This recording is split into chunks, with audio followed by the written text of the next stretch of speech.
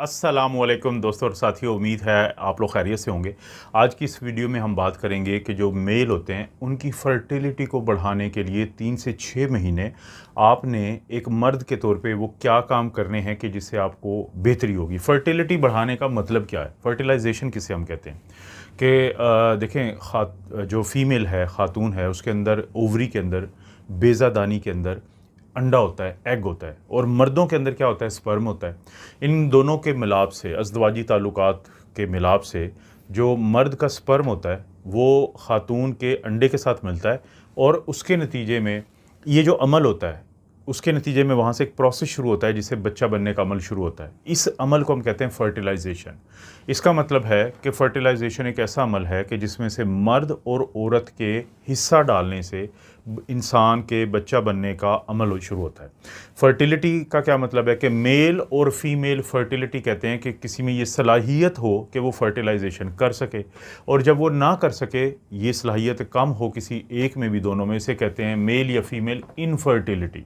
तो आज की वीडियो का जो टॉपिक है कि अगर आपकी शादी को 1 से 2 साल हो चुके हैं और इसके बावजूद अभी आपके औलाद नहीं हुई, आपको डर है कि आपको कहीं इनफर्टिलिटी ना हो, तो अपनी फर्टिलिटी को बढ़ाने के लिए आप 3 से 6 महीने क्या ऐसा कर सकते हैं कि जिससे चांसेस बढ़ जाएंगे आपके फर्टिलिटी के।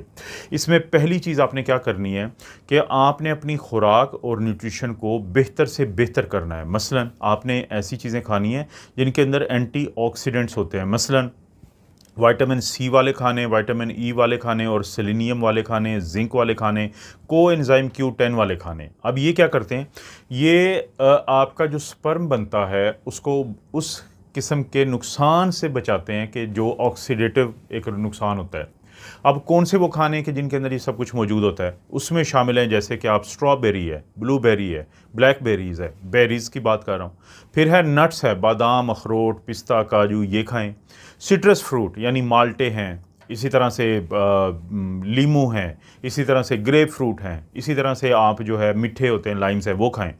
और leafy green vegetable, leafy green vegetable, सलाद पत्ता है, पालक है, इस तरह की ये जो सब्ज़ पत्तों वाली सब्ज़ियाँ होती हैं, इनका इस्तेमाल ज़्यादा करें तो इससे आपको ये तमाम चीज़ें मिलेंगी जिसका मैंने ज़िक्र किया। उसके बाद बारी आती है कि आपने जिंक का जो अपने जिस्म के अंदर तादाद है उसको बढ़ानी है। क्यों बढ़ानी है? जिंक ना सिर्फ ये कि जो स्पर्म होते हैं, जिसको मर्दों की तरफ से हम जरसूमा भी कहते हैं, तो ना सिर्फ उसको बढ़ाता है बल्कि जो टेस्टोस्टेरोन होता है मर्दों के अंदर हार्मोन, उसको भी बढ़ाता है। अब जिंक वाले खाने जो हैं उनके अंदर क्या शामिल है?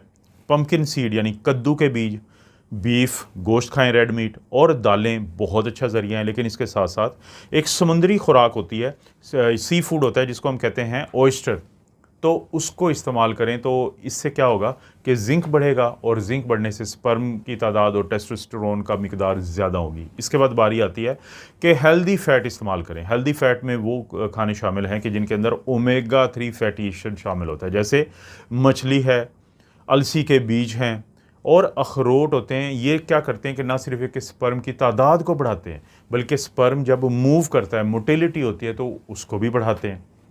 इसके बाद बारी आती है कि आप फोलेट और विटामिन B12 वाली जो है वो ज़रूर खाने खाएं, जिसमें कि पालक शामिल होता है, जिसमें मटर है, लोबिया है, जिसमें अंडे हैं, और आपको सीरियल्स मिल जाते हैं कि जिनके अंदर ये मौजूद होता है। और ये काम क्या करता है कि आपका जो स्पर्म है उसके अंदर जो DNA मौजूद होता है तो उसको टूट फूट से बचाता है। इस तरह से स्पर्म की लाइफ को बढ़ा देता है, उसकी क़ुव्वत को बढ़ा देता है। और आपने कौन से किस्म के खाने नहीं खाने, उसमें शामिल है प्रोसेस्ड फूड। अब जो प्रोसेस्ड फूड होते हैं, ट्रांस फैट्स वाले होते हैं, वो आपने नहीं खाने, क्योंकि उससे आपकी जो स्पर्म की क्वालिटी है वो ख़राब होती है। ये चीज़ आपने समझनी है। और इसके बाद जो अगली चीज़ है कि आपका वज़न नॉर्मल होना चाहिए, ना तो आपका वज़न बहुत कम हो ना तो बहुत ज़्यादा हो, क्योंकि दोनों सूरतों में नुकसान होता है। इसका तरीका है कि अपना BMI कैलकुलेट करें। BMI कैसे हम कैलकुलेट करते हैं कि अपना वज़न लेते हैं किलोग्राम में और अपनी हाइट मीटर में लेते हैं। तो वज़न जो किलोग्राम में लिया था उस पर हाइट मीटर का स्क्वायर लेके उसको तकसीम कर देते हैं। तो इसको 18.5 से लेके 24.9 तक होना चाहिए। अगर 18.5 से कम है तो आपका वज़न कम है, फिर भी आपके लिए ठीक नहीं है। और अगर ये 25 से ज़्यादा है तो तब भी आपका मनफी असर पड़ता है फर्टिलिटी पे। तो नॉर्मल वेट जो है वो बहुत ज़रूरी है आपके इस पॉइंट ऑफ व्यू से कि आपको प्रॉब्लम ना बने। तो इससे ये नॉर्मल जो वज़न होता है, आप अपनी खानों को भी कंट्रोल करके इसको कर सकते हैं और इसी तरह से अपनी एक्सरसाइज करके भी। अगर एक्सरसाइज की बात करें तो एक्सरसाइज बहुत अहम है कि आप बाकायदगी से करें। अच्छा, सिर्फ इस चीज़ को समझना है कि ना तो बहुत हैवी करनी है। मसलन एक तो कोशिश करें कि साइकिलिंग ज़्यादा ना करें, क्योंकि उससे जो स्क्रोटम होता है तो गोलियों पे जो है हीट पैदा होती है, उससे नुकसान होता है। और बहुत ज़्यादा बॉडी बिल्डिंग जो लोग करते हैं उनमें टेस्टोस्टेरोन कम हो जाता है। मॉडरेट एक्सरसाइज करें 30 से 45 मिनट रोज़ाना की, जिससे टेस्टोस्टेरोन भी बढ़ता है, फर्टिलिटी के चांसेस भी बढ़ते हैं। और कौन कौन सी एक्सरसाइज होती है मॉडरेट में, जैसे आप साइकिलिंग करते हैं, स्विमिंग करते हैं, जॉगिंग करते हैं, वॉक करते हैं तेज़ी से, जिसको ब्रिस्क वॉक कहते हैं। ख़वातीन जो है उनमें आमतौर पे हम इंडोर का कहते हैं, लेकिन क्योंकि यहाँ पे मौजू मर्दों का है तो इसलिए मैंने कोई वो जो रस्सी फलांग थे उसका जिक्र नहीं किया। लेकिन मर्द भी खैर ज़ाहिर है रस्सी फलांग सकते हैं, वो भी रोप स्किपिंग भी एक अच्छी एक्सरसाइज है। उसके बाद बारी आती है कि आपने कोशिश करनी है कि बहुत ज़्यादा टाइट ये जो अंडरवेयर होते हैं ये नहीं पहनने, या ऐसी जगह पे नहीं ज़्यादा देर रहना जहाँ पे गर्मी बहुत ज़्यादा होती है, क्योंकि आपके जो टेस्टीज़ होते हैं वो बाहर क्यों हैं जिस्म से, क्योंकि उनको 1 डिग्री सेंटीग्रेड कम के दर्जा हरारत पे स्पर्म जो है या पूरा ये जो माहौल है हेल्दी रहता है। इसलिए कोशिश करें कि हाई टेम्परेचर से बचें, उससे स्पर्म की जो पैदाइश होती है, प्रोडक्शन है, वो कम हो जाती है। और गर्म पानी से बहुत ज़्यादा ना नहाएं। और कोशिश करें कि जो लैपटॉप होता है उसको, बाज़ लोगों की एक गलती होती है कि वो अपने गोद में रख के इस्तेमाल करते हैं, तो उसकी जो हीट होती है वो भी नेगेटिव होती है आपके इस चीज़ के लिए, तो आपने बचना है। अच्छा, अगर आप कोई शराब वगैरह पीते हैं या सिगरेट पीते हैं तो आप गारंटी मैं दे देता हूँ आपको कि ये आपको नुकसान देती है।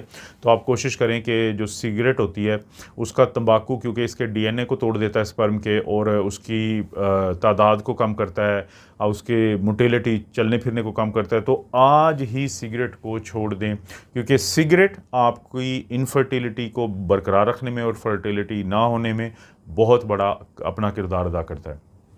इसके बाद बारी आती है कि आपने स्ट्रेस की अहमियत को समझना है कि जो स्ट्रेस होता है वो एक नेगेटिव चीज़ है। स्ट्रेस को आपने कम करना है, क्योंकि जो क्रॉनिक स्ट्रेस होता है, जो चलता रहता है दायमी स्ट्रेस, उससे टेस्टोस्टेरोन कम बनता है, उससे स्पर्म कम बनते हैं। तो कोशिश यही करें कि योगा करें, डीप ब्रीदिंग एक्सरसाइज करें, तो जिससे क्या होगा कि आपकी जो ये मसले को हल करने में काफ़ी ज़्यादा मदद मिलती है। इसी तरह से 7 से 9 घंटे की नींद पूरी करें लाजमी, क्योंकि नींद भी एक ऐसी चीज़ है जिसका बड़ा अहम किरदार है इस चीज़ में। तो आपने 7 से 9 घंटे की नींद को ज़रूर पूरा करना है।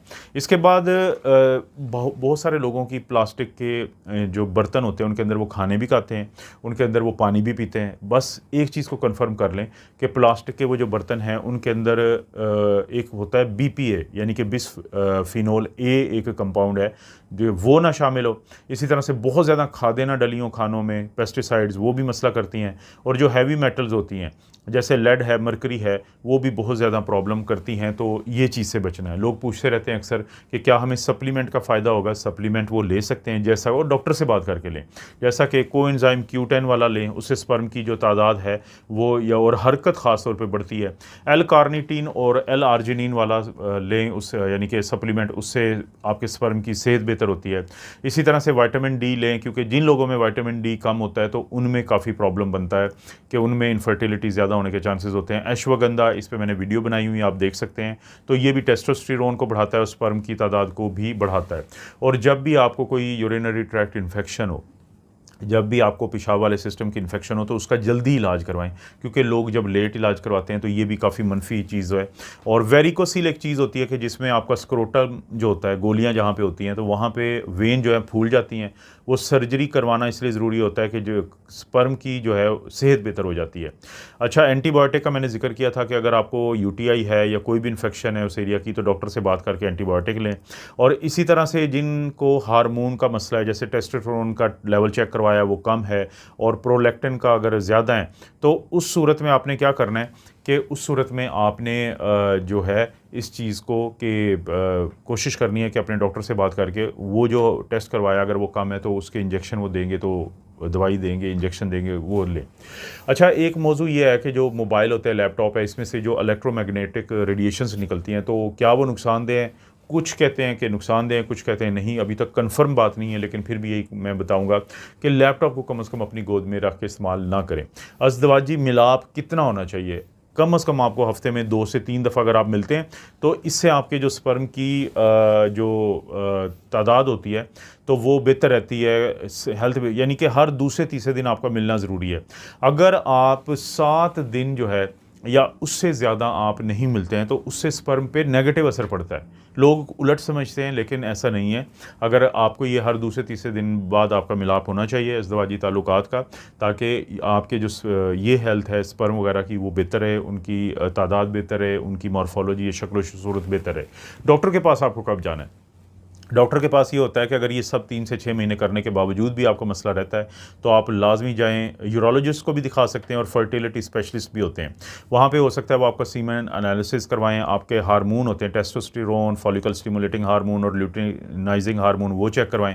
और बाज़ औक़ात हो सकता है कि अगर ज़रूरत पड़े, अगर आपका डॉक्टर मुनासिब समझे तो आपका जेनेटिक टेस्टिंग की भी ज़रूरत हो सकती है। तो ये है वो तमाम बातें जो मैं आपको बताना चाहता था कि एक मर्द के तौर पे अगर आपको बच्चे की पैदाइश में मसले का सामना है तो ये काम आप करें, यकीन करें आपको 3 से 6 महीने में फ़ायदा होगा। और अगर नहीं फ़ायदा होगा तो डॉक्टर साहब तो बैठे हैं आपके लिए, यूरोलॉजिस्ट उनको हम कहते हैं या एंडोक्राइनोलॉजिस्ट हम उनको कहते हैं, तो उनसे ज़रूर रब्ता करें। दोस्तों वीडियो में इस तरह की बनाता रहता हूँ, कमेंट सेक्शन में गाइड करें, मुझे बताएं, सजेस्ट करें, तजवीज़ दें कि किस किस्म की कौन से टॉपिक्स पे मुझे वीडियो बनानी चाहिए। चैनल को नहीं किया सब्सक्राइब तो ज़रूर करें, बेल नोटिफिकेशन भी साथ दबा दें और वीडियो को लाइक ज़रूर करें। आप अपना और अपनी फैमिली का ख्याल रखें। अल्लाह ताला आपको और आपकी फैमिली को हर किस्म की बुराई, बीमारी और आजमाइश से महफूज रखें।